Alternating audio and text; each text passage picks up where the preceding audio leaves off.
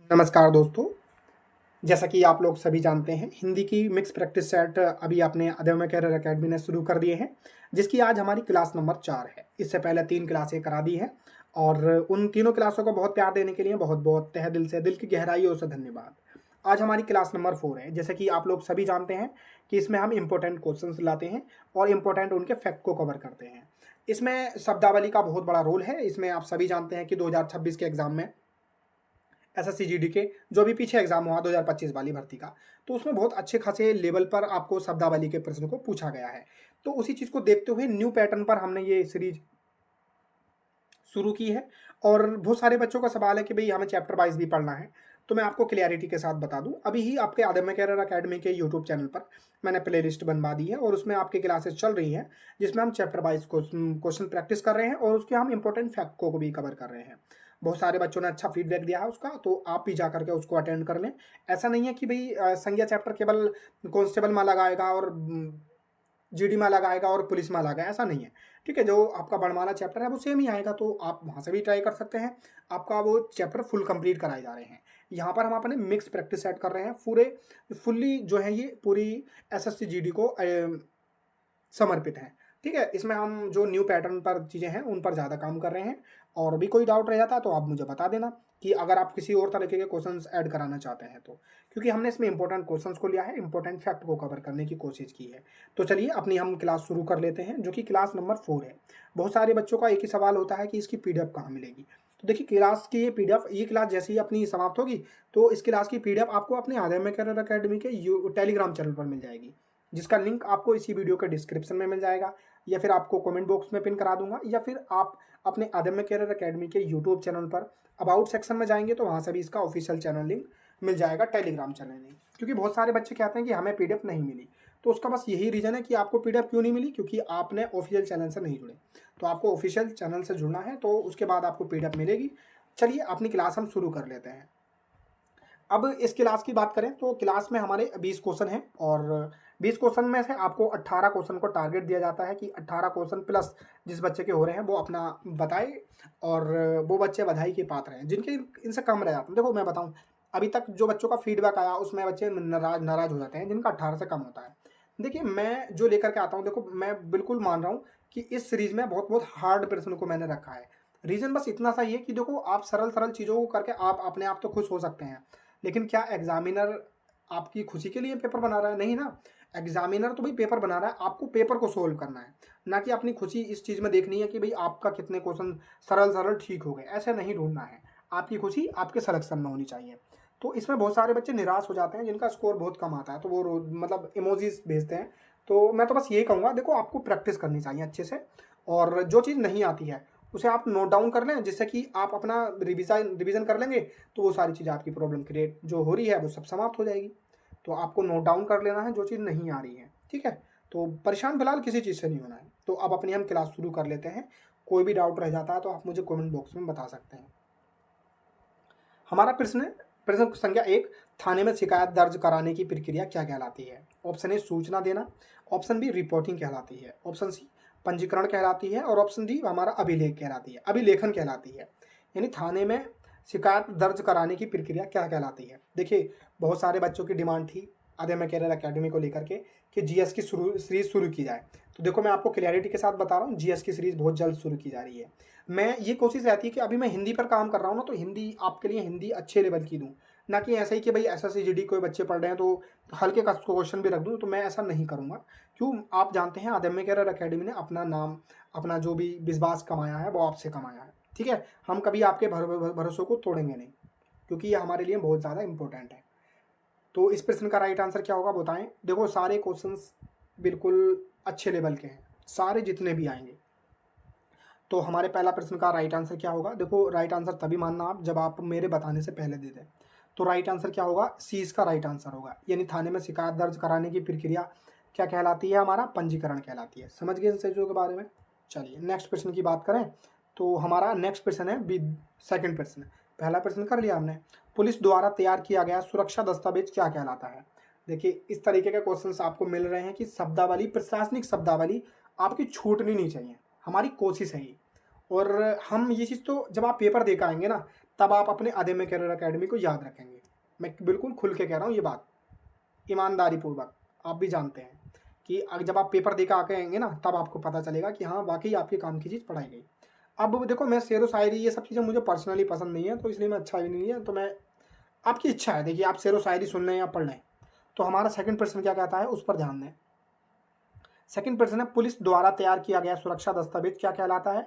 Option A सुरक्षा report कहलाता है, और ऑप्शन बी सुरक्षा पत्र कहलाता है, और ऑप्शन सी हमारा सुरक्षा फाइल कहलाता है, और ऑप्शन डी सुरक्षा अभिलेख कहलाता है। तो हमारे दूसरे प्रश्न का राइट आंसर क्या होगा? तो ए इसका राइट आंसर होगा। अब देखो, अभिलेख मत कहने लगना आप, दस्तावेज से कभी सोचें कि दस्तावेज तो देखो हिंदी का शब्द नहीं है, अरबी फारसी भाषा का शब्द है। तो इसका राइट आंसर क्या होगा? सुरक्षा रिपोर्ट। पुलिस द्वारा तैयार किया गया सुरक्षा दस्तावेज क्या कहलाता है? तो ये सुरक्षा रिपोर्ट कहलाता है। चलिए नेक्स्ट प्रश्न की ओर बात करें, तो हमारा तीसरा प्रश्न है, पुलिस द्वारा बनाए गए कार्य नियमों का संग्रह क्या कहलाता है? ऑप्शन ए नियम संहिता कहलाता है, ऑप्शन बी नियम संग्रह कहलाता है, ऑप्शन सी कार्य संचालन पुस्तिका कहलाता है, और ऑप्शन डी नियमावली कहलाता है। तो हमारे तीसरे प्रश्न का राइट आंसर क्या होगा? यानी पुलिस द्वारा बनाए गए कार्य नियमों का संग्रह क्या कहलाता है? ऑप्शन डी यानी हमारा नियमावली कहलाता है। देखिए, आप यूपी पुलिस कांस्टेबल की तैयारी कर रहे होंगे, तो आपने देखा भी होगा, बहुत बार सुन लिया होगा कि नियमावली 2015 की नियमावली। मैं क्यों कह रहा हूँ, आप सब जानते हैं। बहुत सारी चीज़ों, जब भर्तियाँ बढ़ने की बात चल रही थी, तो भर्ती बोर्ड ने ये सब दिया था कि नियमावली के आधार, उसके हिसाब से नहीं बढ़ाई जा सकती। बहुत सारी चीज़ें हैं, तो नियमावली तो वहाँ से आप चेक कर सकते हैं। यानी पुलिस द्वारा बनाए गए कार्य नियमों का संग्रह क्या कहलाता है? हमारा नियमावली कहलाता है। समझ गए आप इन सब चीज़ों के बारे में? चलिए नेक्स्ट प्रश्न की अब हम बात कर ले रहे हैं। हमारा नेक्स्ट प्रश्न है चौथा नंबर का। हमारा चौथा प्रश्न क्या कहता है? सामूहिक आदेश किस स्थिति में दिया जाता है? देखो, प्रश्न को बहुत ध्यानपूर्वक बना, सुनना, समझना, और जो नहीं आता है वो ईमानदारी पूर्वक नोटबुक में अपना नोट डाउन कर लेना। ये प्रश्न आप देखो, एक दो बार जब क्लास आपके एग्जाम करीब आ जाए ना, तो तब इस वाली प्लेलिस्ट को सेव कर लेना अपने फ़ोन में। अभी सेव कर लेना, और एग्जाम के पास में भी देख लेना एक दो बार, तो आपकी चीज़ें बहुत बहुत अच्छे स्तर पर पहुंच जाएंगी। यानी हमारा चौथा प्रश्न क्या कहता है? सामूहिक आदेश किस स्थिति में दिया जाता है? ऑप्शन ए व्यक्तिगत वार्ता में, ऑप्शन बी सभी को एक साथ निर्देश देने के लिए सामूहिक आदेश, और ऑप्शन सी संगीत कार्यक्रम में, और ऑप्शन डी हमारा कविता पाठ में। यानी चौथे प्रश्न का हमारा राइट आंसर क्या होगा? देखिए, क्या कविता पाठ में दिया जाएगा? नहीं। सामूहिक आदेश हम प्रशासनिक शब्दावली पढ़ रहे हैं, तो आप इसे तो नहीं बता सकते। ना ही व्यक्तिगत वार्ता में, और ना ही संगीत कार्यक्रम में। तो इसका राइट आंसर क्या होगा? बी इसका राइट आंसर होगा। यानी कि सामूहिक आदेश किस स्थिति में दिया जाता है? सभी को एक साथ निर्देश देने के लिए। इसका राइट आंसर चौथे प्रश्न का क्या होगा? बी इसका राइट आंसर होगा। यानी सामूहिक आदेश किस स्थिति में दिया जाता है? तो सभी को एक साथ निर्देश देने के लिए दिया जाता है। हमारा पांचवा प्रश्न, निम्न में से किसी एक अशुद्ध वर्तनी का चयन करें। ऑप्शन ए आशीर्वाद, और ऑप्शन बी जीरा, और ऑप्शन सी गोदावरी, और ऑप्शन डी साप्ताहिक। साप्ताहिक, तो हमारा इसमें राइट आंसर क्या होगा? यानी ये वर्तनी का प्रश्न है, तो ये प्रश्न बहुत ज़्यादा इंपॉर्टेंट है। पांचवें प्रश्न का राइट आंसर क्या होगा? प्लीज कमेंट बॉक्स में इसका जवाब दें। यानी कि निम्न में से किसी एक अशुद्ध वर्तनी का चयन करें। यानी तीन जो होंगी उसमें शुद्ध होंगी और एक अशुद्ध होगी। आपको उस चीज का चयन करना है, वो आपको है अशुद्ध का। यानी अशुद्ध का आपको चयन करना है। ऑप्शन ए आशीर्वाद, जीरा, ऑप्शन बी सी गोदावरी, और ऑप्शन डी साप्ताहिक। तो इसका राइट आंसर क्या होगा? इसका राइट आंसर आशीर्वाद होगा। आशीर्वाद इस तरीके से नहीं लिखा जाता, तो इसमें ये गलत है। यानी कि ये अशुद्ध शब्द है। अब पूछा तो हमसे अशुद्ध ही तो था, तो हमने अशुद्ध बता दिया। बाकी तीन इसमें शुद्ध शब्द हैं, उनको ध्यानपूर्वक देखें, समझें।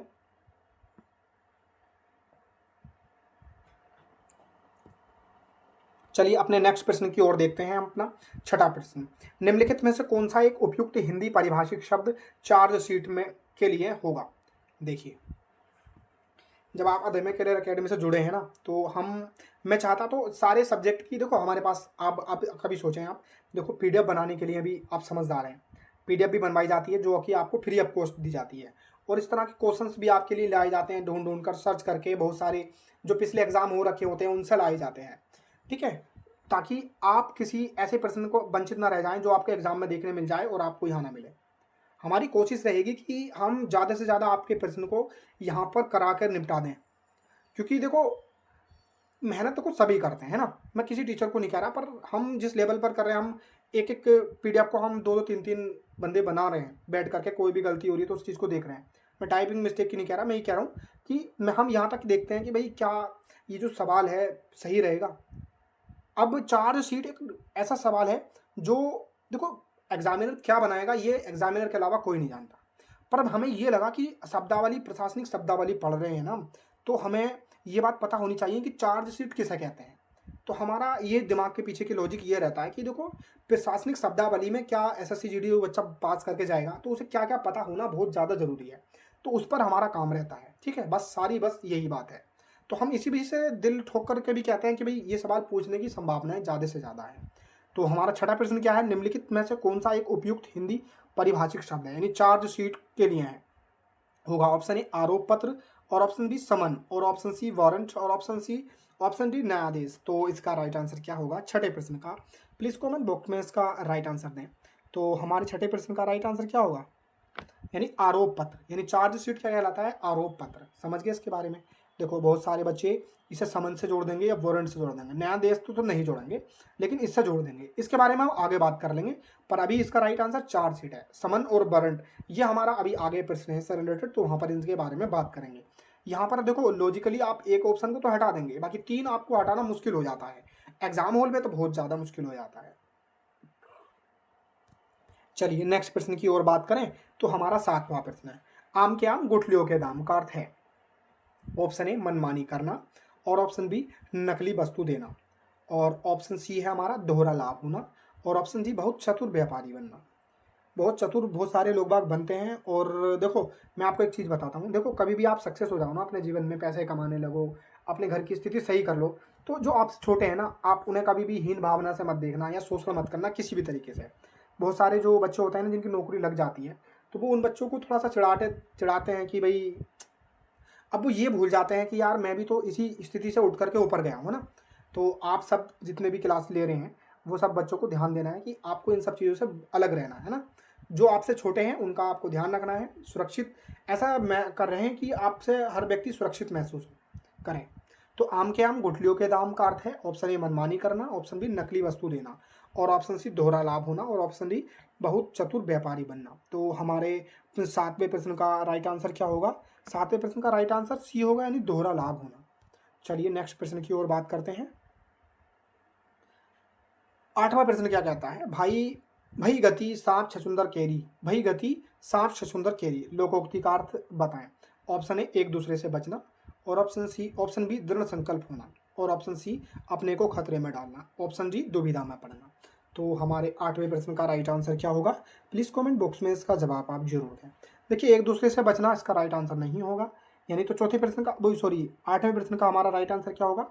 दृढ़ संकल्प भी नहीं होगा, अपने को खतरे में डालना भी नहीं होगा, और दुविधा में होना, ये इसका राइट आंसर होगा। भई गति सांप छुछुंदर केरी, लोकोक्ति का उपयुक्त अर्थ कौन सा है? दुविधा में होना।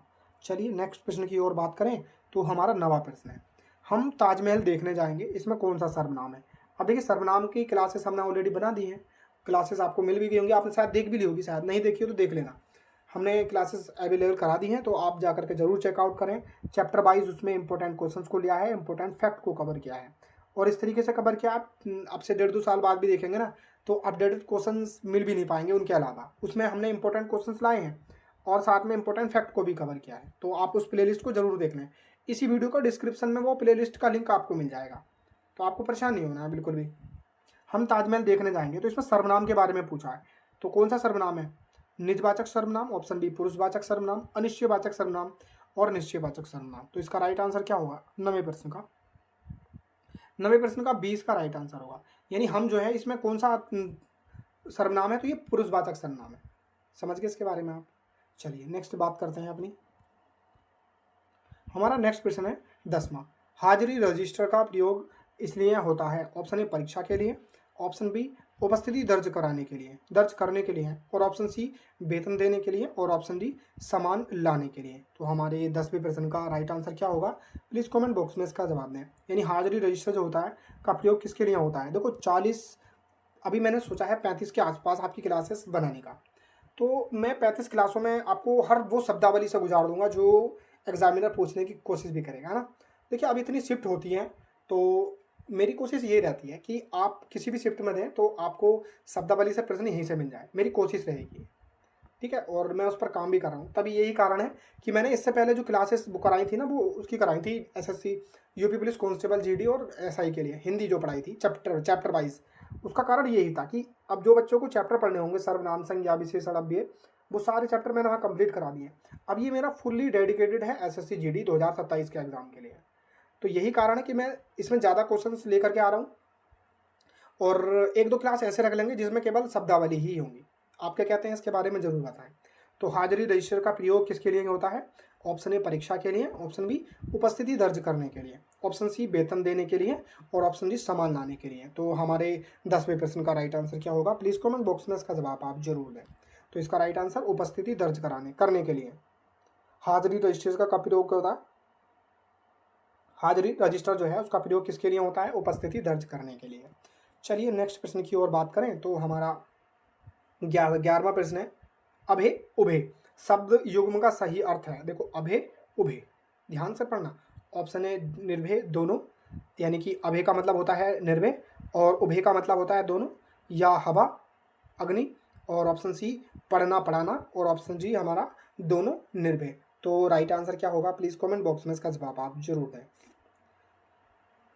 तो 11वें प्रश्न का right answer please comment box में जरूर दें आप। तो देखो आप कैसे करेंगे, दोनों और निर्भय, आप हो सकता है कि इन दोनों में छांट लो, ठीक है। इन दोनों को तो आप हटा ही दोगे क्योंकि अग्नि इसका नहीं होता, ये भी नहीं होगा। अब इन दोनों में डाउट है, पर ये समझ में नहीं आ रहा है कि कौन से का कहाँ है। तो अभय, देखो अभय, भय मीन्स होता है डर, आ मीन्स बिना डर के, तो आप इसे ऐसे जोड़ा निर्भय। और उभय दोनों, उभयलिंगी सुना है आपने, तो वहां से रिलेट कर सकते हैं। तो 11वें प्रश्न का राइट आंसर हमारा ए इसका राइट आंसर होगा। चलिए नेक्स्ट प्रश्न की ओर बात करते हैं। नेक्स्ट प्रश्न है हमारा 12वां प्रश्न, जो कहता है वे स्त्री जिसकी कोई संतान ना हो, यानी वह स्त्री जिसकी कोई संतान ना हो। ऑप्शन ए उल्टा कहलाती है, ऑप्शन बी बांझ कहलाती है, ऑप्शन सी अप्रसूता कहलाती है, और ऑप्शन डी विधवा कहलाती है। तो हमारे 12वें प्रश्न का राइट आंसर क्या होगा? प्लीज कमेंट बॉक्स में इसका जवाब दें आप।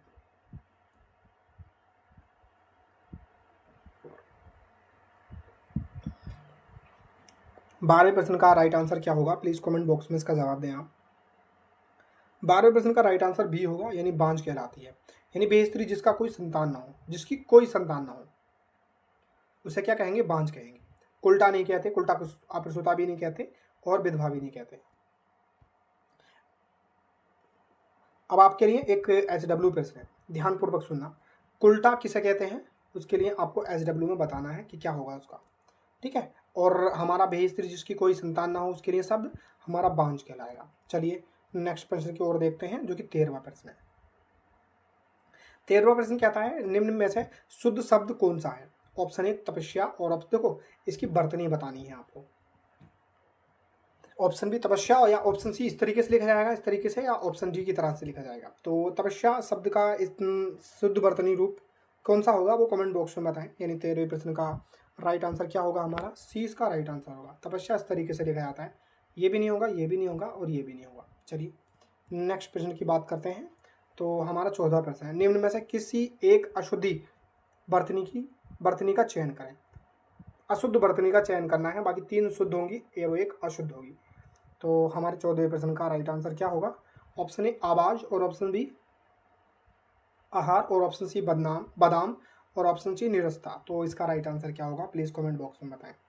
तो इसमें ये पूछा है कि अशुद्ध वर्तनी का चयन करें, अशुद्ध वर्तनी का चयन करनी है, बाकी 3 अशुद्ध होंगी और 1 अशुद्ध होगी। तो अशुद्ध वर्तनी का चयन करना है, तो कौन सी है? निरस्ता इसमें राइट आंसर हो गया। चलिए नेक्स्ट प्रश्न की ओर बात करते हैं। हमारा 15वां प्रश्न है, निम्नलिखित में से कौन सा एक उपयुक्त हिंदी परिभाषिक शब्द कस्टडी के लिए उपयोग होता है? देखिए अब इसमें चारों ऑप्शन है ना, चारों ऑप्शन बहुत अच्छे लेवल के हैं, बहुत सारे बच्चे यहाँ पर फंस सकते हैं। तो अब बताएं आप 15वें प्रश्न का राइट आंसर क्या होगा? निगरानी होगा कस्टडी का, नजरबंदी होगा, हिरासत होगा, पर्यवेक्षण होगा। तो 15वें प्रश्न का राइट आंसर क्या होगा? इसका राइट आंसर हिरासत होगा। देखिए बच्चे जो है ना जल्दी से कस्टडी का मतलब निगरानी से भी जोड़ सकते हैं। आपको ध्यानपूर्वक समझनी ये चीज़ें। देखो हमारी जो शब्दावली, जो हमारी BNS है ना, उसमें शब्द बहुत सारे हमारे अरबी फारसी भाषा के शब्द भी हैं, तो वहाँ से भी आप रिलेट कर सकते हैं। निगरानी, तो नहीं होगा इसका। नज़रबंदी इसे को नहीं कहते, कस्टडी अलग तरीके की होती है, पर हिरासत इसमें राइट आंसर होगा।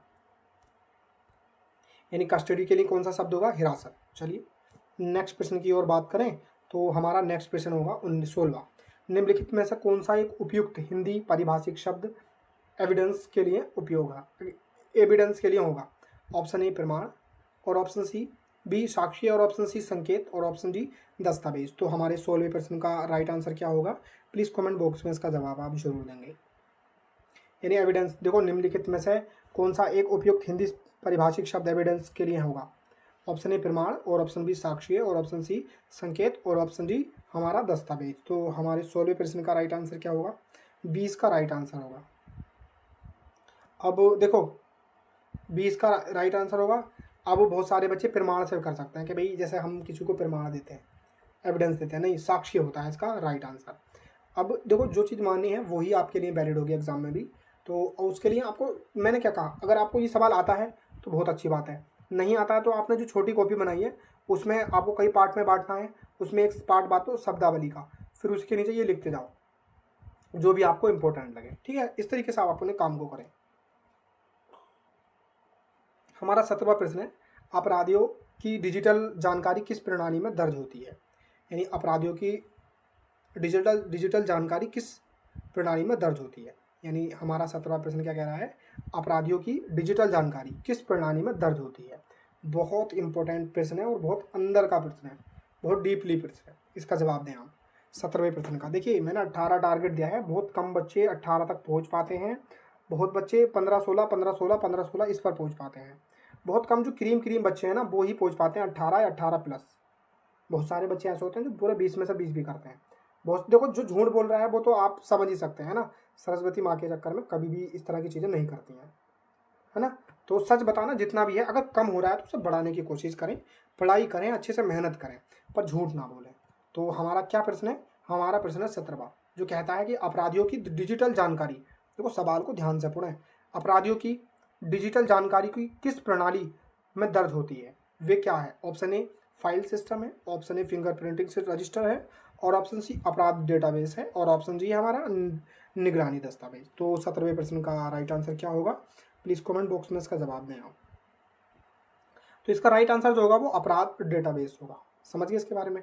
यानी अपराधियों की जो डिजिटल जानकारी होती है वो जिस प्रणाली में दर्ज होती है उसे क्या कहते हैं? उसको कहते हैं अपराध डेटाबेस। यानी 17वें प्रश्न का हमारा राइट आंसर क्या होगा? सी इसका राइट आंसर होगा। समझ गए आप इस चीज़ के बारे में? देखो कोई भी डाउट हो तो मुझे आप बताएं प्लीज़।